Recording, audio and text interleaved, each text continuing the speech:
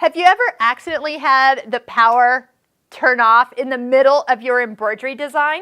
I want to show you how we can actually get right back to where we started, because this machine has saved that last stitch. It remembers what hoop you're working on, it remembers what design, where you moved it, what stitch you're on, what color you're on. So what I'm going to do is let the machine come back up. My hoop is currently attached, so I am going to just kind of slide it off the embroidery arm. Go ahead and do the calibration.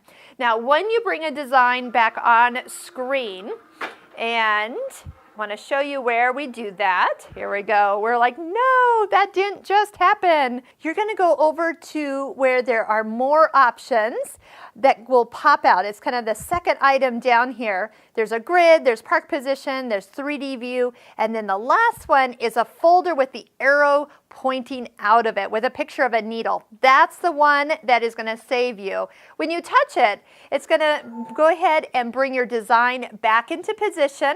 It'll tell you which hoop you were using. Go ahead and attach that hoop and watch. It's going to take us all the way over to the embroidery stitch out screen, and I had actually started this design, so it's a couple stitches in, and see where it is. It's 6 stitches into my design, and I can go ahead and start right where I left off. So there's a couple things you might use this for. If you're ever at a class, somebody unplugs their machine and realizes it's your machine and unplugs yours. If you ever have a power outage at home, that will save you as well. Now remember, you should be on a battery backup, so that should have been indication and saving on its own. But if for any reason you didn't have that, this is a way to do it. Also too, sometimes at the end of the evening I get tired and I don't have time to finish the design.